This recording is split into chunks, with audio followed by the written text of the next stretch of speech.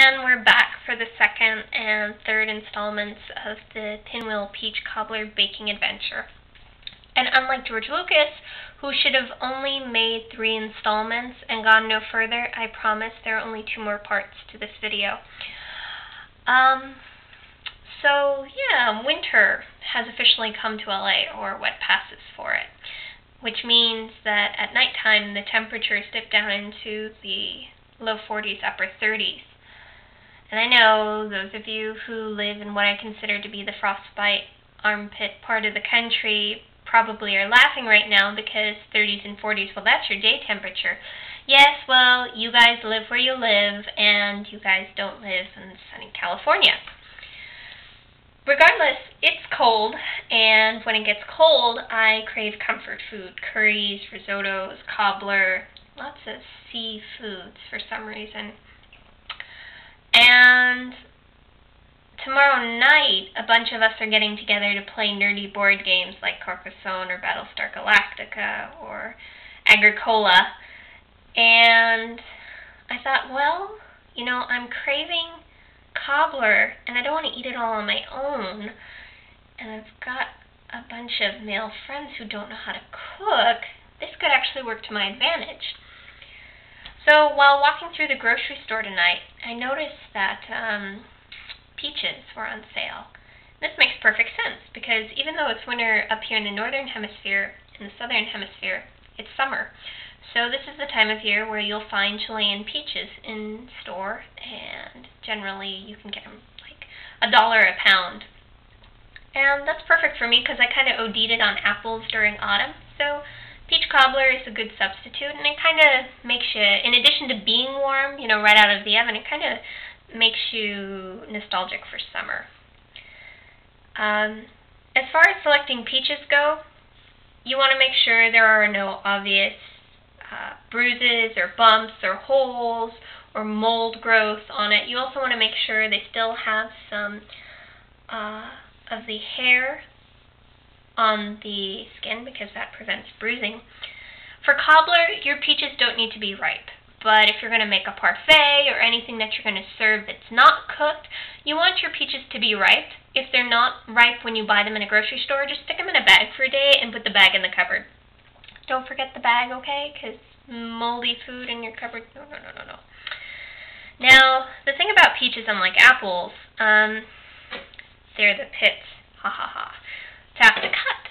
And yellow cling peaches are called cling peaches for a reason because the flesh, even if the fruit is ripe, clings like an SOB to the pit.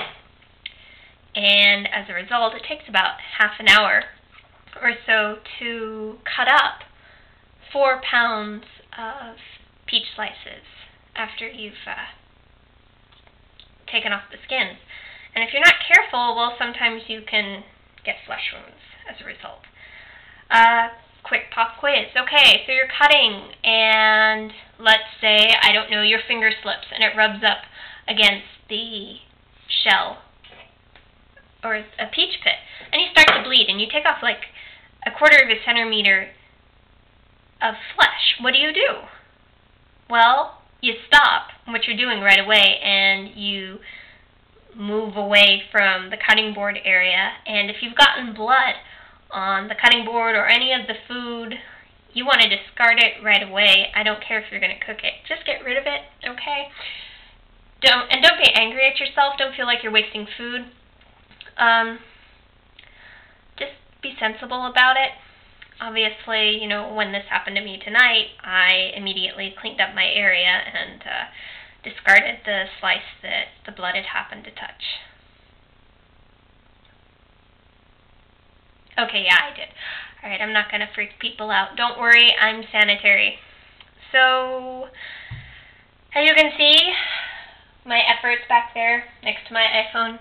Yes, it's okay to text your boyfriend and cook at the same time, so long as, you know, you're semi-cognizant of what you're doing with your hands, cutting-wise or cooking-wise, not so much texting-wise. They've got, you know, autofill spell checker for that very reason. So that's all the work I did, and I put all of the peach slices in a 9-inch diameter, 2-inch deep pie pan, and coated the peaches with half a cup granulated white sugar, a tablespoon white flour, a teaspoon and a half of vanilla extract, and I think that's it. Yeah. Sometimes some recipes say use vanilla bean. Okay, I'm not going to pay $12.99 for a stinking single vanilla bean. That's just ridiculous, okay? I know it gives the pretty black specks and makes it seem all high class and frou-frou, but seriously? Come on.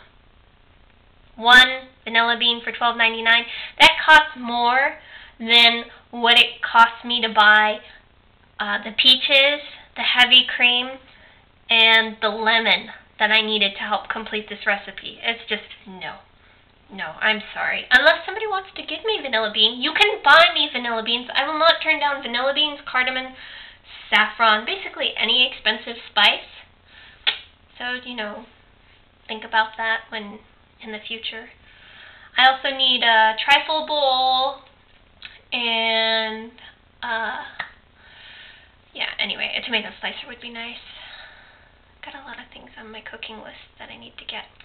Anyway, so I'm going to stick this in the oven for 50 minutes.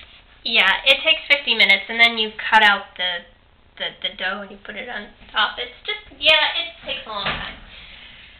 So, 50 minutes. Yay. Alright. What am I going to do in the meantime? Well,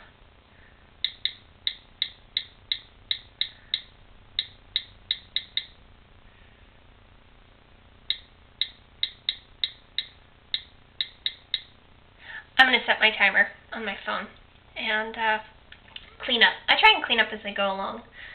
It's really helpful, and it gets you in the habit of maintaining a clean kitchen. Alright. 50 minutes.